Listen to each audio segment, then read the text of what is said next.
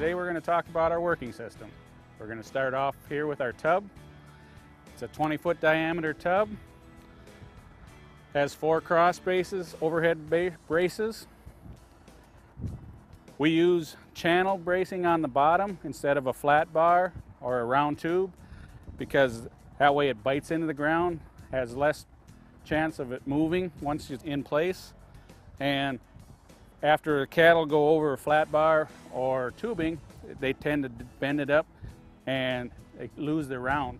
With the channel irons we have on ours, they can't bend it up. We've got 12-inch spaces on our locking, so that when the gate comes back, we've got less than 12. But the other nice feature about our gate is it locks on the sheeting. It doesn't have to go back to those locking points. And that's accomplished by having a molded rubber on our stopper, so it reduces the sound, reduces the clang, but again, like I said, it will also lock on the sheeting. So it's a safety fact. So if you're pushing cattle up and that cow pushes back on you, it's locking in the sheeting, and even if they keep pushing, then we get to our locking point, so they can never get back on you, so you don't have to worry about getting the cows pushing on you. So it's a safety feature for you, and of course it's a safety feature for the cows. Our gate, we use a corrugated gate because our tub is reversible. We've got it today. It's on a right-hand swing. If you buy the tub and bring it home and you want a left hand, you don't have to buy anything extra. It comes with it. It's completely reversible.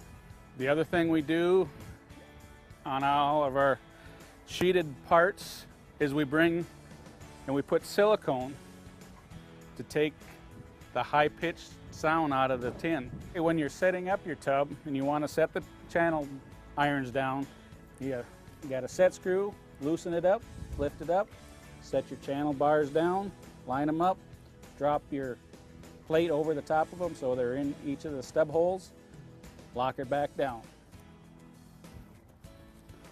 Bringing it up to the top, unscrew this is all you have to do. Unscrew that, put your arch tube in on this end. There's a tube that comes up about right here. Slide that down in, bring it across, line it up, set it into here. And do that with all 4 of them. Once you got all 4 of them in, screw the cap back on and you're set to go. Okay, your tub also has your optional tube connectors, so you can add your panels right to here. So it has one connection. You don't have to worry about where you're going to put your panel or how you put it on. Okay, the next thing I always recommend to my customers, you don't have to, but I really recommend it because it just adds to the flow of your whole tub and alley system. And that's the inline gate. The inline gate can be worked from the outside, opens up, cows come in, you can shut her down and lock it so the next one can't go through, or she backs. The best thing about it is it won't let it back into the tub. We use an inline gate, a scissor type gate, so it comes down on each side. That way it's catching the shoulders of the animal if one should happen to get through. The other thing it does, it comes up from the bottom, so it can't freeze down in the winter when you get mud and crud and it starts freezing. It has a gas shock up here to take off some of the weight so you aren't carrying the whole weight of the alleyway. Locks into place. If you're on the other side, there is no handle, but all you have to do is push the handle on that side in and it pushes through. The next item is our Cert Gate. Again, you don't need it in your alleyway, but if you want to be able to load cattle out without going through the full alley, great feature. Works on a gas shock again. When you're set up, when your working system is this way, we've got the gas shock, so it's pushing that swing gate over to that side, so it's never going to come open. Work the cattle this way. Okay, it's time to load cattle up. Just swing it over, lock it into place.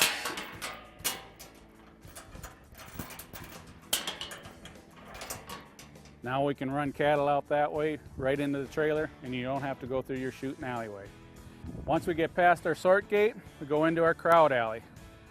Our crowd alley has the features of, it can be a left-hand curve, a right-hand curve, or an S curve, which no other alley out in the market can do. And the other thing it's completely adjustable. We can go from 18 inches, slides in, out to 30 inches. Nice thing about our alley is it can, no matter what kind of weather conditions, it's not going to freeze down because there's no C-clamp or anything guiding it on the bottom, rollers or anything. It can't freeze on the bottom. Everything is up in the channel up here on rollers, out of the weather. So you just keep it greased up there and it'll always slide in and out. It's got finger guards, again, keep it closed.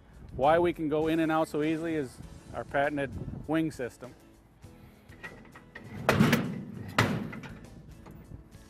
We use 7-foot panels.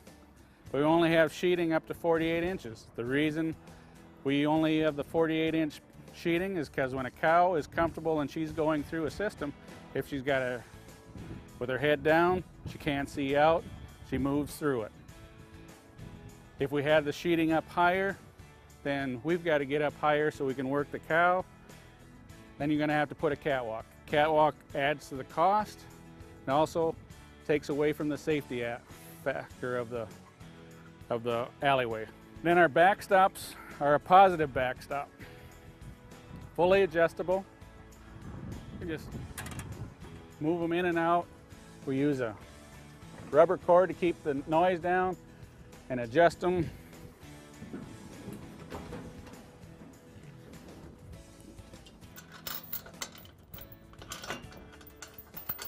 Into place, depending on the size. You want to put those backstops, your pin bones, on the back end of the cow. You don't want it way down in the twist because then she's just going to sit down on it, lay on it.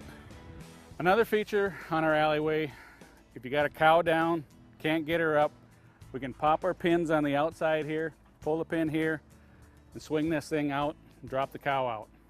So you can get her out of there. You don't have to take the cutting torch to this alleyway to get her out. Nice feature. Hopefully you never have to use it.